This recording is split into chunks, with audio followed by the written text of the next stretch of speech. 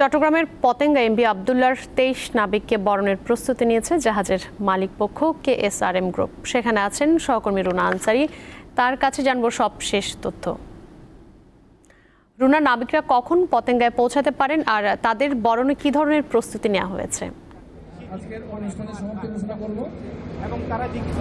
নিপা ঠিক বিকেল ৪টা ৫ নাবিকরা নিমুরিং কন্টেনার টার্মিনালের এই জেটি ঘাটে কিন্তু তারা পৌঁছেছেন। তাদের যে বহনকারী লাইটারের জাহাজ জাহানমণি ৩, আপনারা নিশ্চয়ই আমার পেছনে দেখতে পাচ্ছেন জাহানমণি ৩। সেই জাহানমণি ৩-এ করে ২৩ নাবিক এখানে পৌঁছার নোঙ্গর করার পরপরই এখানে বন্দর কর্তৃপক্ষ, KSRM কর্তৃপক্ষ এবং সকলে উদ্যতন যারা রয়েছেন সকলে কিন্তু উপস্থিত ছিলেন এবং সবাই নাবিকরা একে একে এখান থেকে নামার সময় তাদেরকে ফুল দিয়ে বরণ করে নিয়েছেন এবং ফুল দিয়ে বরণ করে নেওয়ার পরে একটি এখানে মঞ্চ করা হয়েছে। মঞ্চে কিন্তু আনুষ্ঠানিকভাবে এই মুহূর্তে তাদেরকে সম্বর্ধনা দেওয়া হচ্ছে। এই সম্বর্ধনা মঞ্চে কিন্তু উপস্থিত আছেন চট্টগ্রামের city mayor M Rezaul Karim এবং এখানে যারা KSRM কর্তৃপক্ষের উদ্যতন রয়েছেন তারা এবং বন্দর কর্তৃপক্ষের চেয়ারম্যান সকলেই কিন্তু এখানে উপস্থিত রয়েছেন। আপনারা নিশ্চয়ই দেখতে পাচ্ছেন এই মঞ্চের ভেতরে কিন্তু ২৩ নাবিক তারা উপস্থিত রয়েছেন এবং তারা তাদের অনুভূতি প্রকাশ করছেন একে একে। এরপরে তাদের উদ্দেশ্যে এখানকার KSRM কর্তৃপক্ষের যে নির্বাহী প্রধান তিনি কথা বলছেন এবং KSRM DMD শাহরিয়ার জাহান রাহা তিনি কথা বলেছেন এবং বন্দর কর্তৃপক্ষের চেয়ারম্যান সিটি মেয়র তিনিও কথা বলেছেন। এরপরে কিন্তু স্বজনদের সাথে তাদের দেখা হয়েছে এবং স্বজনদের সাথে তারা এই সম্বর্ধনা অনুষ্ঠানের পরে স্বজনদের সাথে তারা তাদের ঘরে ফিরে যাবেন এমনটা আমরা জেনেছি। এবং আমরা এখানকার নাবিকের যে ক্যাপ্টেন ছিল জাহাজের এমবি আবদুল্লাহর ক্যাপ্টেন আব্দুর রশিদের সাথে কথা বলেছি। তিনি বলেছেন সবচেয়ে বড় বিষয় ছিল জাহাজে যে কয়দিন তারা জিম্মি দশায় ছিল সে কয়দিন তারা যেভাবে জাহাজের নাবিকদেরকে তারা মনোবল সাহস রাখার জন্য তিনি সবসময় তাদেরকে ব্রিফ করে আসছিলেন এবং সাহস যেন তারা না হারায়, সাহসিকতার সাথে যেন তারা সেখানে অবস্থান করেন।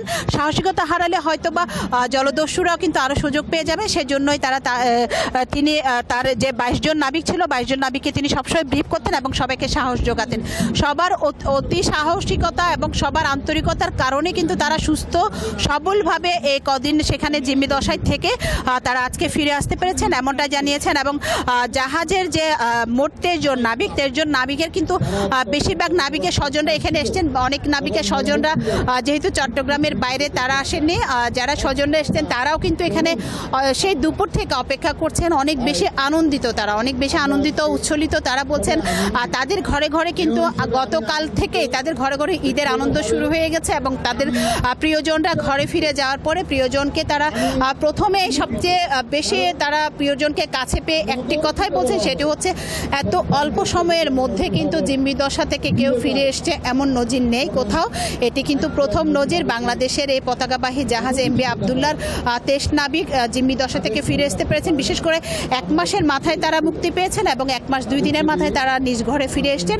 এটি সবচেয়ে বড় একটি সফল সমাপ্তি বলতে চান তারা স্বজনরা এবং যারা এখানকার সংশ্লিষ্ট আছে সকলে একই কথা বলছেন। এটি একটি সফল একটি সমাপ্তি হয়েছে এই জিম্মি দশার এবং এই জিম্মি দশা থেকে মুক্ত হয়ে যে ২৩ জন নাবিক ফিরে এসছেন তারা কিন্তু শুকরিয়া আদায় করছেন আল্লাহ তাআলার প্রতি এবং শুকরিয়া আদায় করছেন বাংলাদেশ সরকারের প্রধানমন্ত্রী, পররাষ্ট্র মন্ত্রণালয়, নৌ মন্ত্রণালয়, কারণ তারা এত বেশি কাজ করেছেন যেন তারা অতি শীঘ্রই ফিরে আসতে পারেন। তো অতি শীঘ্রই ফিরে আসা সে আশা পূরণ হয়ে তারা আজকে ঘরে ফিরে যাচ্ছেন এবং সকলে আনন্দ উল্লাস নিয়ে ঘরে ফিরে যাচ্ছেন। নিপা। দর্শক, চট্টগ্রাম থেকে যুক্ত ছিলেন সহকর্মী রুনা আনসারি। রুনা, আপনাকে অনেক ধন্যবাদ আমাদের সঙ্গে যুক্ত থাকবার জন্য।